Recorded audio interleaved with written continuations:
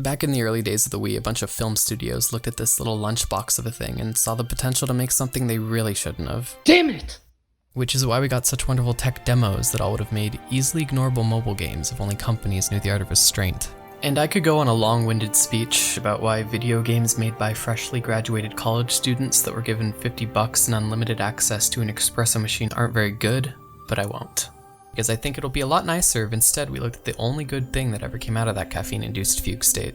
It's Legend of the Guardians Yowls of Ga'Hoole, or Lagog if you're a prick. It's a game based on a movie with the same prickish name, and yes, this movie was my childhood. And no, that doesn't make this whole video invalidated by my nostalgia goggles, because I'm actually a lot less stuck up than I sound here on my self-given YouTube soapbox. You know Warrior Cats? Ga'Hoole is basically Warrior Cats with owls.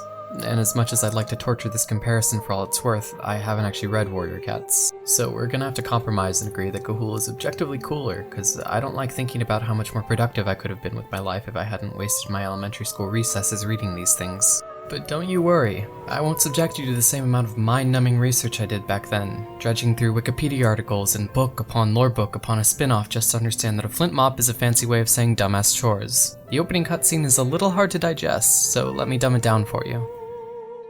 In the ancient Perok monastery, hidden away from the cycles of strife and conflict, since the war against Surta and his pure ones, Poorly veiled Nazi allegory. maintained a constant vigil across the land. It was the job of a young acolyte named Gratia to take his place at the lookout post. He could sense something was wrong. Bullshit. Warning or sound, the hag's fiends attacked. The hideous creatures Hypocrisy. ruthlessly eliminating every soul in their path. The monastery was lost. Managing to escape, Gratia was plagued with feelings of guilt and confusion. Gratia stopped his solitary wandering to settle down and start a family with his mate, Lyja. Unfortunately, this time of joy was to be short-lived. A group of vicious owls, Return of the poorly veiled allegory. and the two parents fell before them. Only the timely arrival of a guardian Chaw After school club. their fate. The Guardians swiftly carried the hatchling to the safety of the Ga'Hoole tree and affectionately named him Shard, Hazing incident. found clinging to his downy coat. Many moons later, Shard studied hard to become a Guardian himself. But Gratia's legacy, however, had left a stain upon his son. A chance to redeem the family's honor arrived during Shard's final year of training. The video game. Shard! What in Glox's name are you doing here? You're not a Guardian yet. I can help, Alomir. I have to defend the Great Tree. Yep, that one right there. We all see it. And from here to as you play the tutorial flight, as the owl you chose at the beginning, they all have unique stats and the differences are notable, namely this spotted one because it sucks in every way imaginable. I went with the Great Horned Owl because their higher attack comes in handy for later.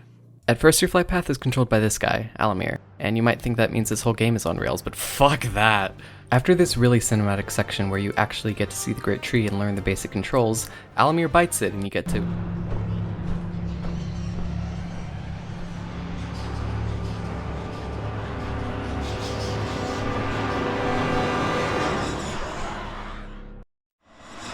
Shard! Are you even listening? Okay, well, first you have to watch a cutscene that you can't pay attention to because of this freak. And also the name your character can't pronounce right. Yes, Ezelrib. Ezelrib? But with that, we're actually in the game proper now. And this is why I chose the Wii version of this game. And no, not because of the lower resolution graphics compared to the Xbox version. It's because this is the version my parents bought for me. But I'm glad they did, because the flight controls with the Wii Remote are, without exaggeration, some of the best I've ever had with a video game. People bash on the Wii's motion controls a lot, and honestly fair. But in this case, the flight controls were tailored and designed with the Wiimote in mind, to the point that every other version is a lot less intuitive to play. Controlling your owl is smooth. You can start picking up speed by mashing 2, and you do that for pretty much the whole time you're flying. Some of you might already be saying that sounds annoying, but shut up, it's not. Now I can sit here and explain to you how you turn, but if you want to take a wild guess with the quality of our current education system at stake, I'm fairly confident you get the point by now. And doing this feels good. Turning feels easy, and it's only ever awkward to move around if you're stuck in a tight space, which is fairly accurate to actual flying, so it gets a pass. And once you figure out how to brake with B after an hour and a half, you've already got all the basics down. It's the rest of the flight system that makes it all feel like rhymes games that go on so long they need to start using different shades of the same color. Mashing 2 doesn't actually get you all that much momentum, and that's by design. Otherwise, the game would be as simple as aiming in the direction you want to go and permanently tattooing the number 2 onto your fingerprint. What you're actually meant to do is dive. Doing this speeds you up even more, and that momentum persists after you even your owl out. Repeatedly diving up and down is not only super fun, but it has the second purpose of filling this yellow meter here called your prowess. Already, the pattern recognition portion of your brain is lighting up and puffing out fumes, and good on you. That mental power isn't being wasted because this is my favorite fucking part of this game. Because with one of these prowess bars full, if you press B while you're tapping your flight button, you do a corkscrew. And every bit of gameplay revolves around this one move. Doing it gives you a massive speed boost. Like, fuck you dad, I'm 8 years old now kind of fast. Not only is this your best way of getting around, it's just about the only way you have of recovering if you ever get stuck near the ground. Flying up with just your flight button is painfully slow. It's a punishment. You can get caught in a pretty bad situation where you're stuck on the ground after crashing without any prowess to get back up. And that's the game, so don't do that. But otherwise, diving towards the ground, hovering above rivers and swerving through trees, corkscrewing to glide up mountains and traveling back down them to replenish your prowess all come together to give you this really smooth feeling of flight. Going into the free roam mode and just flying around the different environments is what I, and all the other 8 people who played this game, do for most of it. Because it's fun and relaxing. A lot of effort went into the flight mechanics, and if all the other flight simulators still being made to this day tell us anything, it's that people would pay literal hundreds to fulfill their fantasies of nosediving into cliff faces.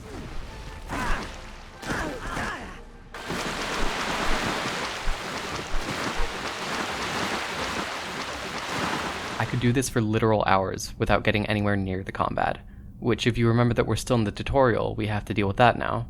A couple of crows show up after our dumbass chores and now we've got to fight them. In a wax on, wax off type situation, our dumbass chores taught us we have the special ability to hold 1 and lock onto targets.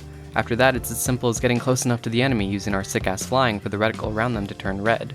Once you're in range, pressing the left D-pad uses a basic attack, causing your owl to shoot up close to the enemy and hit them. And this right here? Literal fucking genius. Because with this, half of the combat is about using your smooth ass flying to get within the area of an enemy.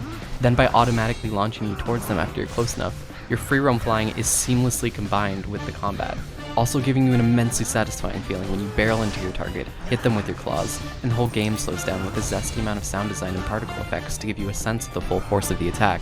For being a dainty little bird with a heart the size of a plum, you hit them hard. And shame on you for thinking a lack of opposable thumbs or any advanced brain function would prevent you from pulling off combos that would make the devil himself fucking weep. Every hit adds to this combo meter at the bottom, and your damage is given a tiny multiplier with each and every hit. It's not super noticeable at first, but by the time you get up to 10 hits and Burning Talons gets activated, the only way you'll miss it is if you're too scared of the sun to even look at a single pixel. Your claws literally catch on fire, every hit is given this crackling sound effect to it, and enemies that would take about 4 hits suddenly go down in half. Everything flows as you mix and match a variety of moves to build up your multiplier into the 10s and 20s. And you will be mixing and matching, because spamming the same move gets punished. After using the same move 3 times in a row, trying to attack again will result in your enemy countering you and either dodging or tossing you aside.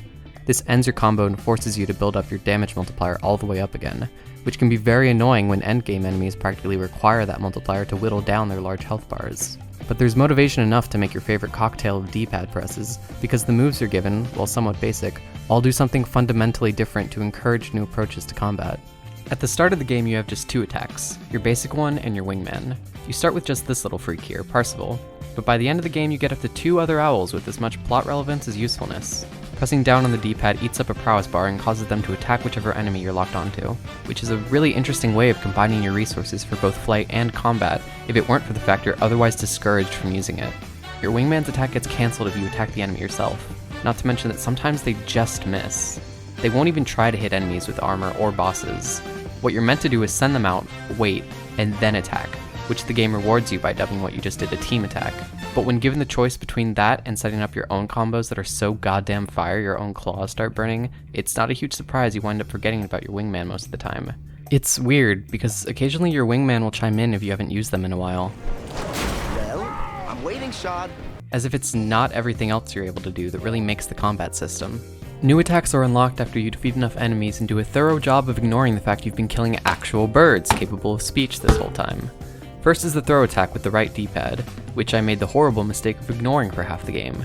Deceptively, this move does no damage, by itself, Because in a game about space and movement designed around avoiding trees and mountains and the ground, I for some reason never had the thought of forcefully catapulting other people into those things. Once you finally give in to that little imp toiling away on your shoulder, you'll see this move is actually really effective and super funny. It also has the added benefit of maintaining your combo. Even if you don't deal any damage, executing a throw still counts as a hit, and it can also be used to force straggling enemies towards clusters of other ones to ensure you'll be close enough to start wailing on someone else. Next is your bash attack with up on the D-pad. This one is like a heavy attack. It deals more damage than just clawing an enemy because of the raw amount of bone density in this creature's skull. As a drawback though, you hit them so hard they get sent flying, eating up an extra few seconds when you have to fly back up to them to get another hit in. All great things to consider, very good. Only when you're looking at it without the angle of armor added to the mix.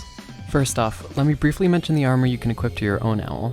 Around the environment and dropped by enemies are these little golden things called shinies. You can use them to purchase different armor sets in Hazing Incident's Hollow. These can affect your attack, health, speed, prowess, and give you a few bars of armor which have to be broken before an enemy can deal proper damage to you. And cleverly enough, none of these sets are objectively the best option out of all of them. The early game ones are obviously worse than the others, but the late game ones allow you to choose between which stats are more important to you. There are individual sets that each grant you a maximum health, speed, or prowess bonus, but all with varying defense and attack, not to mention 0 bonuses in the other 2 areas.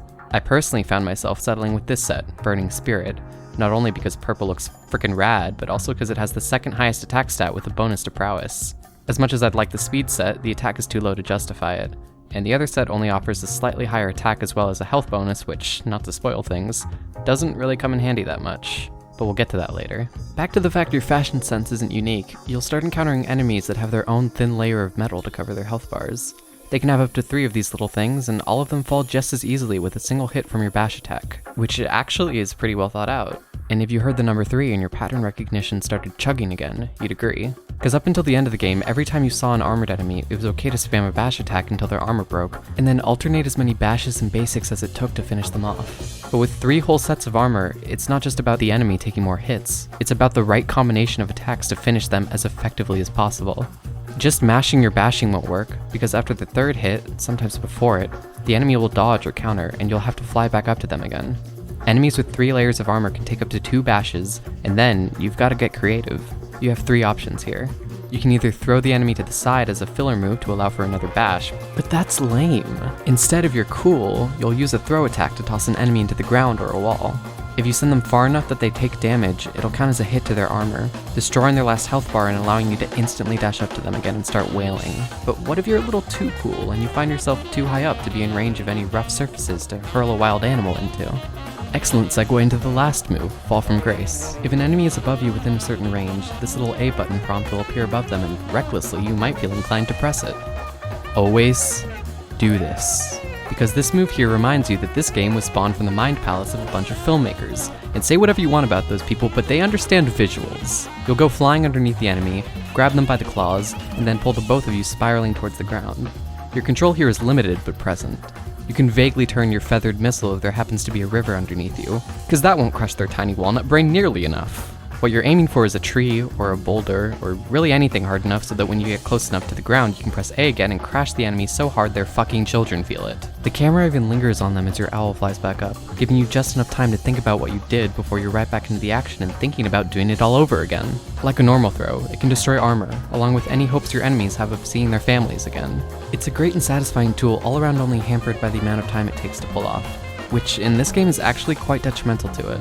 You see, like I hinted at before, your health isn't actually much of a concern.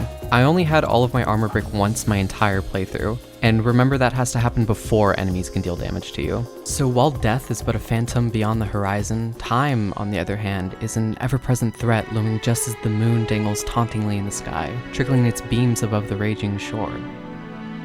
And as you can tell from that painfully drawn out poetic sounding bullshit, time is important. Battles need to feel swift and satisfying for them to be fun, but that isn't just given to you. The egress is on the player to make the battles as swift as possible by creating a strategy that's effective with the enemies you're faced with. And that's not just the developers creating a vaguely implied challenge for the player.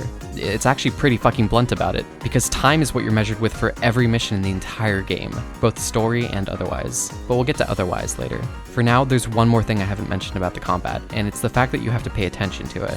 Shocking, I know, but keep in mind not every game has this. If it weren't for the fact that enemies throw you off if you use the same move 3 times, you could just mash the same button over and over again until you could finally open your eyes after the scary violence went away from your bright terror screen. But thanks to that system, instead, all you have to do is mash every button. Until you find out that doesn't work either, because the game has variety. Not just crows and bats or owls wearing armor, but you also have to fight hags fiends. Remember these ones? The ones the game is really hypocritical towards?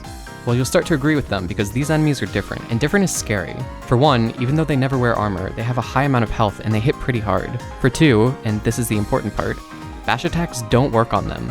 At all. In fact, trying to hit them with a bash will cause your owl to recoil as if headbutting something while wearing a steel helmet maybe isn't the best for your little bird brain. Your combo is cancelled or you're stunned temporarily, and the sound it makes gives me a headache too. But the fact it can do that is commendable, because it makes me want to avoid it. To ensure battles go as smoothly and fun as possible, you have to always be paying attention to what it is you're choosing to call the eyes out of. Prior to the introduction of Hags Fiends, you could pretty much just hold down the lock on button and wail on whatever it happened to hook onto. But with Hags Fiends in the mix, you need to consider what you'll do before you barrel yourself into clawing range. If it's an armored owl, you need to bash them. If it's a Hags Fiend, a basic attack will do. And what you do after that all depends entirely on what you started with. Each enemy requires a distinct strategy and full player attention for you to effectively deal with them. Hags Fiends are also the only enemy with a ranged attack, where they throw these glowing flecks at you that can both damage and stun, forcing you to remain on guard whether you're in range of an enemy or not. All of these things come together to make an extremely engaging combat system that accomplishes things you really wouldn't expect from the Owl movie tie-in game. Even outside of close quarters combat, an enemy might still try to attack you, and you can dodge them with a barrel roll by twisting the Wii remote when this red reticle prompts you to. A basic but well-rounded moveset that each cover different, distinct scenarios, and enemies designed around your specific tools that encourage you to come up with your own ideal strategies and combinations make a game that's pretty fucking sweet, even without the corkscrew attack that makes me melt in my chair every time I do it. This is how you start a fight, and how you finish. And now that I've made a sex joke, I think it's time we get back to the story. With the crows thoroughly decimated with moves I shouldn't be aware of at this point, we are now finally allowed to be introduced to the plot of the movie, briefly, and without actually seeing or hearing from the main characters aside from this fairly accurate representation of them. Ezzelrib is in a tizzy, so he decides to send his second and third favorite students, us, out on a mission Stick close to Shard and follow his lead. Me? Follow him? Okay, sorry. But with that image burned into my monitor, we can finally move on to the next area, the Desert of Kunir. Over my dead fucking body, because Mama didn't raise no finisher. We completion in this household, and we're doing the bonus missions at the Kahul Tree first. Every area has about 5 or 6 missions, and after you complete them, you unlock the ability to free roam around the environment and complete bonus missions. The Kahul Tree is unlocked straight away after the tutorial, so we're going there now. Free roaming these areas not only invalidates every reason you might have to spend money on the things that bring you joy and peace and comfort in this gosh-forsaken world, it gives you the opportunity to collect scrolls that are hidden around the place using this radar in the corner. Collecting one grants you access to concept art not just from the game, but the movie itself, too.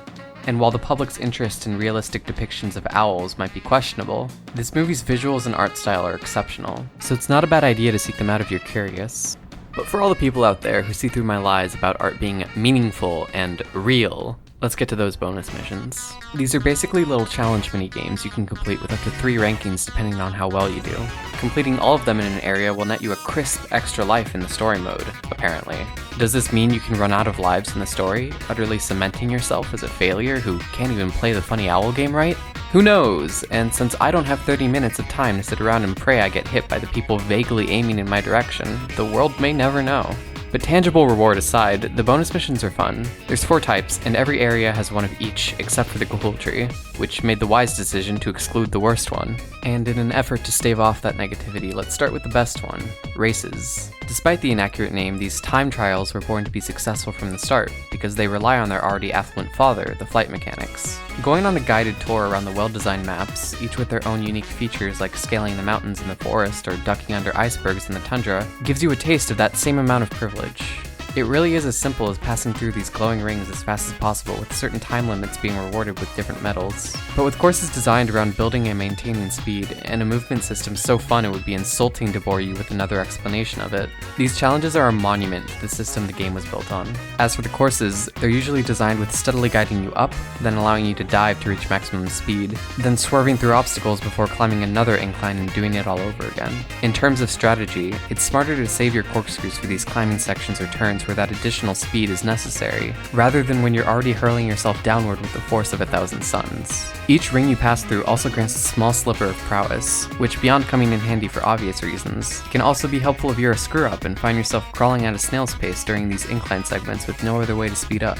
And with the obvious time trial out of the way, you might make the horrible, shameful mistake that everything else this game has to offer will fail if it doesn't rely on its objective best feature. And actually, you might be right about that, which is why it's good we're focusing on the next type of challenge, which still relies on speed and momentum. Owlet rescue missions, in which you rescue owlets as fast as you possibly can. You start out by a nest, and displayed on the horizon in your minimap are 3 enemies clutching an owlet. You have to get close to them, press A to yoink the kid, then return to the nest to drop them off while avoiding any assaults from the enemies chasing you. Going up to the kidnappers is easy enough, but getting within range is the hard part because, for some reason, the rush of stealing these children makes them the fastest entities in the game. It's actually impossible to get close enough to nab the owlet unless you use a corkscrew, which poses some interesting rationing challenges since you need to save a bar of prowess before you reach them. Most of the owlet nappers lay low to the ground too, so trying to accumulate any prowess when you're already up to them is frustrating and practically impossible. Once you finally do get an owlet though, it's simple enough getting back to the nest. A horde of enemies will follow you and try diving at you with an amount of aggression lacking in every other enemy in the game for some reason. But with a large window of opportunity for you to barrel roll out of the way, you can get back to the nest without issue. The real challenge, surprise surprise, is your speed. Like every other challenge, you're rewarded based on your speed, so finding the optimal route to get to the owlet napper, yoinking them, and getting back to base with as little interruptions as possible results in a smooth feeling experience and a well-designed challenge. You know what's not that though? You know what's a practical antithesis to the idea of smoothness that this entire game was founded on? Well, you'll get to know after I talk about the third and final good type of bonus mission, combat waves. Though thankfully for you and your poor floor getting scratched up from you jittering in your chair, this one's the easiest to understand. Waves of enemies spawn in, and you've got to take them out as quickly as possible. There's not much to delve into here when it's literally just the well thought out combat system we've already been through. Obviously, as you go further into the game, more waves and harder enemies get thrown at you. I will say it can reach a point that borders on monotony, but keep in mind this was a self-inflicted torture, and kink-shaming isn't cool nowadays. The only other thing of note is the late game challenges allow an absurd amount of time for you to get the highest ranking medal, which, while terrifying at first, was seemingly pointless when they can easily be completed in about 5 minutes. Does this imply the developers actually had a really shallow grasp on the combat system they created? And all the praise I've been showering them with is shallow too as a result. And this game I've put a needless amount of effort into analyzing only has an amount of complexity I projected onto it out of necessity for validating my point? No. And before you can counter that, here's the payoff to that cliffhanger I've been building up to. The fourth and final type of bonus mission is aptly named Bomber, because it bombs. And according to Urban Dictionary, at least some people consider that to be a bad thing. You've seen it briefly already, but there's a mechanic where you can pick up coals from torches and throw them. These occasionally have situational uses during missions, and they can also be used as a weapon that deals decent damage and breaks armor. I only didn't mention them because they come up so rarely in combat for it to be noteworthy, and also because any reminder of them starts to give me heartburn. The point of bombing missions is to destroy all of the artillery in the area as quickly as possible. Surprise to frickin' surprise. Each catapult takes 4 hits to crumble, and that pattern recognition we've been working so hard to develop should already be firing off flares. Because, as you might have noticed, you can only pick up 2 coals at a time, which, naturally, means you need to make 2 trips to each individual catapult to destroy them, every single time. For the hardest version of this challenge, there are 10 catapults, adding up to 20 round trips from the coal carrier and back to destroy them, where the carrier is always a comfortable 5-hour layover away from where the catapults are clustered. Just accomplishing this by itself is already literal masochism, and I'm okay with using that as an insult this time because you sick freaks are probably into that anyway. But that's not even taking into account the enemies guarding the place. For whatever reason, there are more enemies here than in the actual combat missions, and they attack you relentlessly. Now this could have worked out if it was designed in a way that gave you a feeling of swiftly dodging flurries from all directions as you took aim and fired. But instead you're given a choice between the latter and clumsily barrel rolling into cliffs. And the choice has already been made for you, so here's hoping you like the taste of sediment. Just getting to the catapult was hard enough with projectiles getting flung from all directions and the enemies plaguing your screen like insects splattered on a windshield. And since the game gets confused and forgets the name of the challenge you're currently in, it would rather go duck hunting than aim at your actual target. And who could blame it with the veritable dynasty in front of you? Sometimes the game gets so confused from your attempts at aiming it just gives up on the catapult altogether and hucks your precious coals into that delicious sediment instead. This starts to fester a fear in you, and throwing a coal becomes a terrifying experience. You have to make absolutely sure your baby will fly true before you chuck it, because anything less than those 20-round trips will turn of legal drinking age very, very soon. Next thing you know, you've bought a motorcycle, and then, off the kids go, never to speak to you again. Normally this wouldn't be a problem, but it is when waiting so long to throw a coal just gives the enemies a longer opportunity to interrupt you. The second your thumb starts to approach the A button, the Wii Remote's motion sensor will go off and command every enemy within a 50-meter radius to attack you immediately. Keep attacking, never stop attacking, only attack now. So just barrel roll away, right? Easy enough. But doing that completely disorients you. You'll usually find yourself past the catapult by the time it's over, and what then? Well, luckily there's a handy button for instantly turning around. Only as soon as the camera catches up, you're already past the catapult again. The only remedy, of course, is to fly away and circle back around while another dozen owls forget their species and dogpile on top of you. Fingers crossed the exact same thing doesn't happen again as soon as you get back to the catapult. Of course, you could always just take the attack instead of dodging, but first of all, never fucking suggest that to me again, you cockroach equivalent waste of a functioning bed. If the correct response to a problem in your video game is to let them hit you, you've created a bad video game, and a masochist's heaven, so sales will be very, very low, I assure you. But since sales were already low enough, the masochists playing this will very soon find out that doing that presents the exact same problem, and those poor catapults will never experience the gentle kiss of a flame. The amount of enemies also makes it pointless to fight any of them. It would take a solid few minutes to make a noticeable difference in their numbers, and the time limit you're given for the challenge isn't long enough to accommodate that. You're expected to do it without focusing on combat, so that's what you have to do. Despite the clumsy aiming, despite the annoying interruptions, despite the monotonous back and forth that feels like busy work and doesn't even allow for a decent feeling of speed, you've just gotta do it. Or you could just not. These are optional after all, and like I said, there isn't a real good reason to do them anyway. I mean, honestly, the only reason you'd go out of your way to do these missions instead of the infinitely more fun ones would be if you really were a masochist.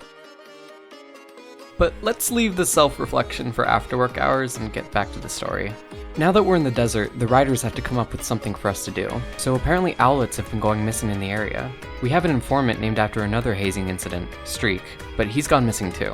So now we've got to fly around and find him after the intern shoehorns in that poem they wrote back in middle school. And finally, you get to see how everything I've been talking about gets applied in a practical sense during the story missions. First is a wave of enemies over an oasis, and then a short on-rails section where you follow this bat. Then a bit more combat, save Streak from his cage, and another fight before... You have my eternal gratitude, friends. If the game has any technical issues, it's abrupt cutscenes. But with that, Streak becomes a second wingman for us to ignore, and the Desert of Kunir story kicks off, including a lot of bombing missions that are significantly less annoying because less enemies, less hits to the targets, no storm of projectiles, and an arena design that actually makes aiming a lot easier goes a long way to encourage typical pleasure habits. There's also an owlet rescue mission with the same rules as the bonus challenge, so yes, by this point you've pretty much seen all this game has to offer. Of course, that's ignoring the fact that a story mission intrinsically offers more motivation for accomplishing a task by virtue of offering you a genuine reason to, and a feeling of accomplishment when you're done and the village is saved. And also you get to hear this soundbite without it being abruptly cut off like it is during the bonus missions. And there's not much reason to play a video game other than that. Other than bosses, which thankfully we get to fight one now. The Bat Chieftain swoops in after our mass destruction of their homes, sanctuaries, and religious monuments, and rightfully kicks our shit in. The only way to damage him is, considering the concept of theming, with coals. Usually you expect bosses to have unique mechanics or require certain playstyles to beat, and while this game attempts to have that, the simple combat system isn't complex enough to allow for anything wildly creative. There's coals, armor that requires bashing, hags fiends that can't be bashed, and that's about all there is. Despite this, the bosses are designed well, and the combat with regular enemies is engaging enough to make up for it. For the Bat Chieftain, his health bar isn't too tanky, and his movement makes the back and forth a lot less monotonous than it is during bombing missions. Also, the game actually takes advantage of the aiming system in a way that feels like an actual challenge rather than a punishment, by making the Chieftain summon 2 or 3 wingmen to circle around him. Obviously this makes it harder to aim like we've discussed, but these enemies are the weakest in the game and get taken out very easily. Not to mention the time limit more than allows for you to do this. In other words, there's a very simple solution to the aiming problem, and it's to participate in the combat system that's built into the video game.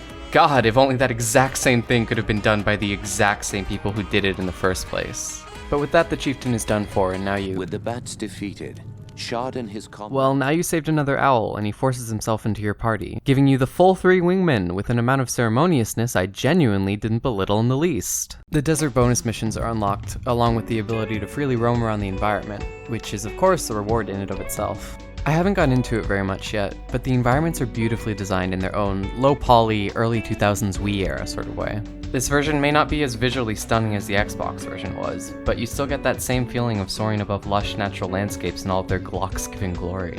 Bit of a spoiler, but after this is Tyto Forest, and then a monk's retreat out in the tundra, and finally a foresty mountain region called the Beaks, dominated by the explicit Nazi allegory. Each area, including the Desert of Kunir and the Great Gahul Tree, are unique in their geography and offer their own experiences as you fly around them. The Gahul Tree is small but has a bunch of different nooks and crannies you can fly up and through, along with an ocean that's textured better than the majority of games nowadays. Also, just getting to visit the tree at all is a child's dream come true. The desert is a nice orange color, and has these valleys that are fun to dive into.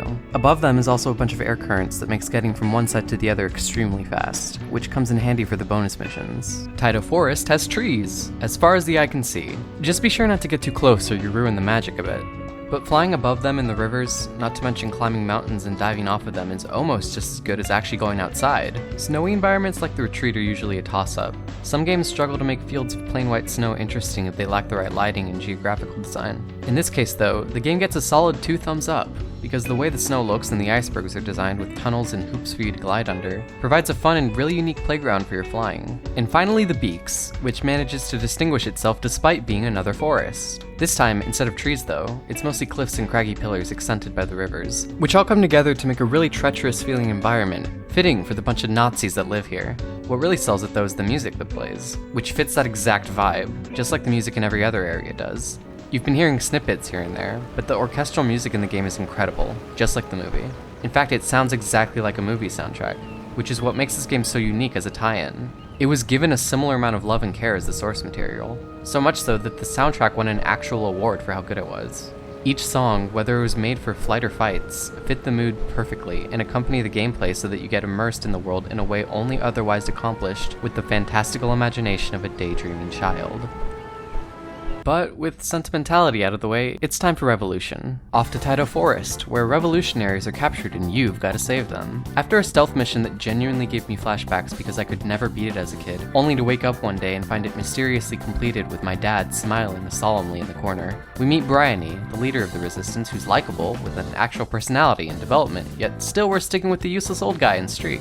At the very least, there's some gameplay and narrative consistency here, because sometimes you'll hear your wingman randomly groan or wince, and I can only assume it's because they're crashing somewhere off screen. Let's chalk it up to that walnut brain, because now the Resistance headquarters is on fire, and they're moving owlets from one base to another. You have to protect the carriers along the way, and failure to do so results in actual death. The mission doesn't even restart or anything, you just have to live with child death on your consciousness for the rest of the game. At the very least, no one seems very pressed about it. After that, you light some torches, defend some people putting out forest fires, or not, because you got distracted with the whole fighting thing. Again though, no one really cares about a death or two. And then finally back to basics and bomb the Nazi base. Again, you unlock the bonus missions, and the forest is really great to fly around in. I especially like how the time trial incorporates the mountains, letting you fly up and down them repeatedly. Next is the Gloxian brothers retreat in the tundra, which despite being told repeatedly how the brothers have been enslaved into a mine, first we have to do a race. Not a time trial this time, but an actual race with Parzival. The only thing this mission accomplishes narratively is confirming for me that Shard is actually just a dick.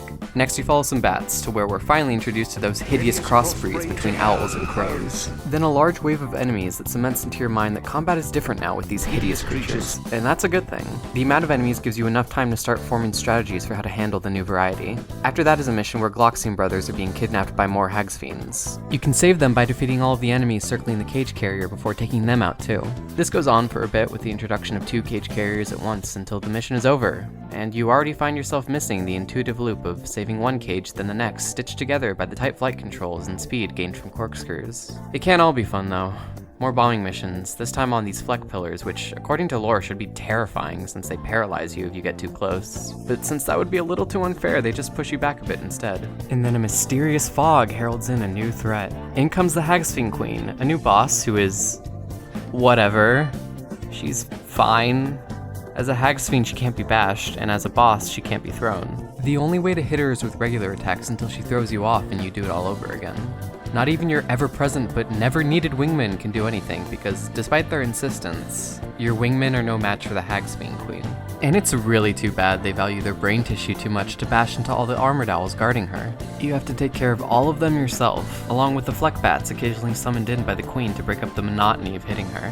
They form a fleck barrier that might get in your way, but it's simple to get rid of it since the bats each fall in one hit. Just keep chipping away at the queen's unreasonably large health bar, and then you're done. Another cutscene for your troubles. It was a fine bit of flying you did today, Shard. Your father would have been proud. When the shock had worn off the young owl's face, These were his. Take them and use them to restore the peace.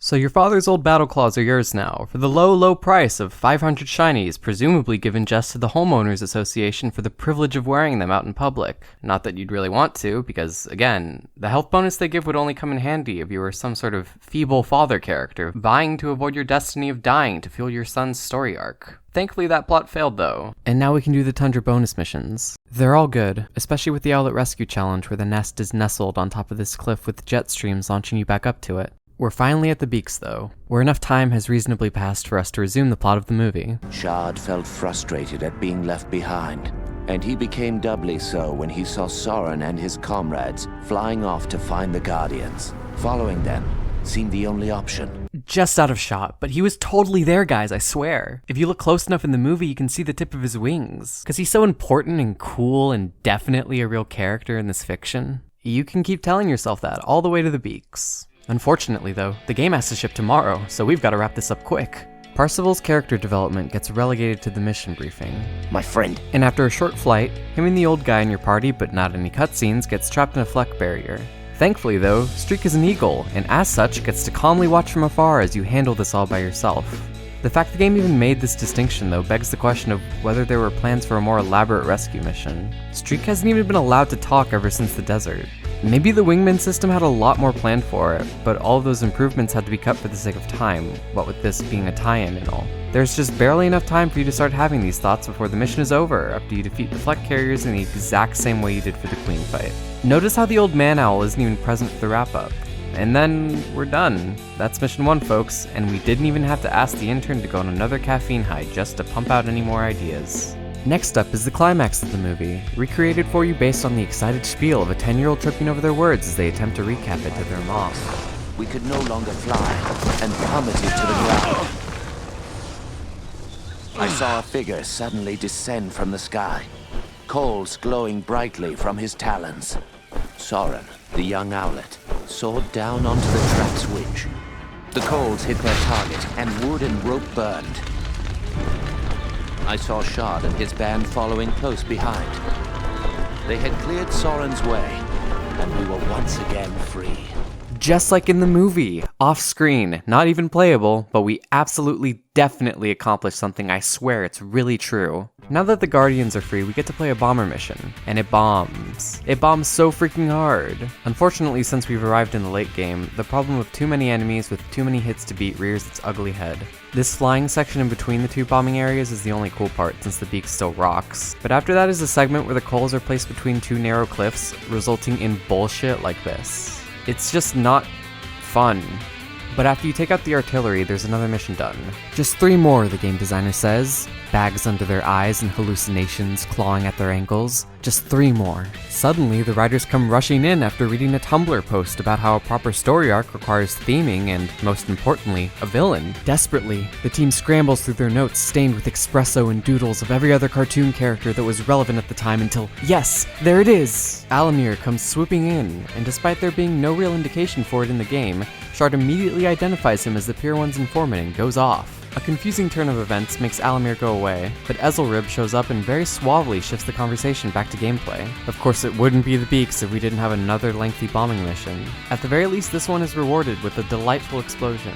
Now at this point, the writers felt bad for Shard having accomplished basically nothing throughout his entire journey. So off you go to the Forge, by yourself of course, not that it matters, to pull off the ultimate bombing mission of them all. And after all of that, the game finally lets you have fun in the Nazi house. You have to travel through these tunnels to get to the forge, which is the first time in the game you're ever made to fly in a special area inaccessible from the open world.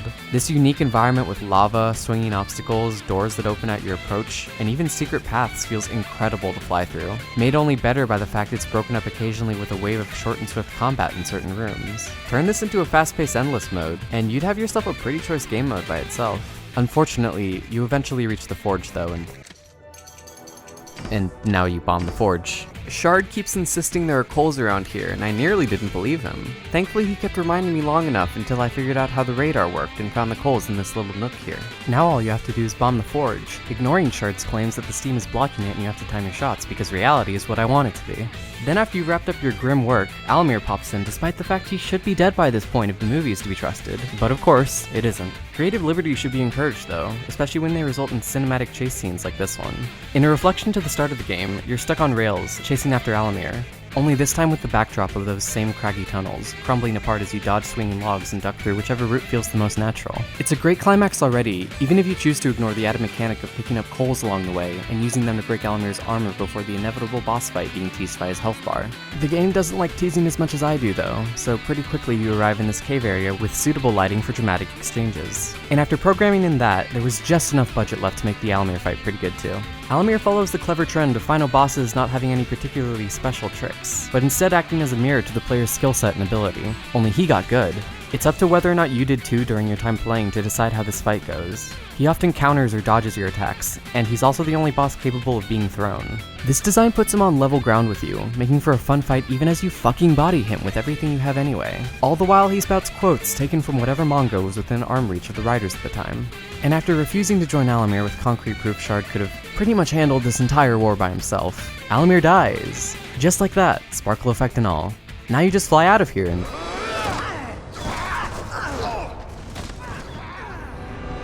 Can't you see, Shard?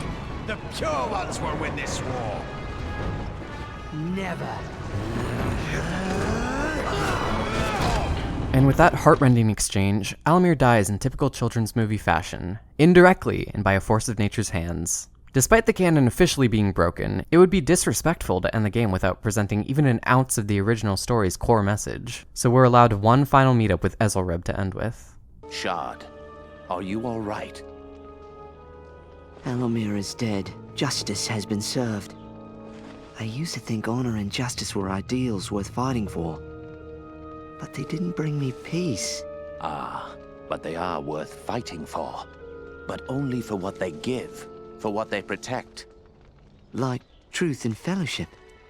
Spoken like a true guardian. And I don't appreciate how quickly we get rushed out the door afterwards, because that message is an important one to me. It's about the romanticization of war and strength, not even in a military sense, but in the way our media, even the media of these fucking owls, makes fighting sound like a heroic and glorious thing to do. It's never the ideals or the happily ever after that gets the focus, it's the act of fighting itself. Imagine just how many of your favorite games, or any piece of media really, make going on these types of journeys look fun. How cool it is that they get to fight the bad guy and get stronger and save the day. Completely ignoring the fact those same bad guys have already killed hundreds and a child has to be the one to stop them. These heroes aren't the lucky ones for having to go through frankly traumatic experiences. You are, as the viewer, as someone who lives in a relatively peaceful world that affords you the freedom to lounge in a comfortable home and indulge in fun stories like this one. And that's a good thing. Our ability to make and absorb art is exactly what real-life heroes fought for and continue to protect. But it was never a beautiful thing getting here, not for a second, and anyone who wants to be a hero for the aesthetic of it is ignorant of what it's actually like. None of this is to dissuade you from being a hero or fighting for what's right, but for you to understand that it's not a fun thing. It's just something that has to be done, no matter how grueling it is. And the end goal isn't to be some mighty protector that goes down in legends, but to make a world where everyone can just fucking chill. Anyway, the Beaks bonus missions are pretty good. I like the combat one.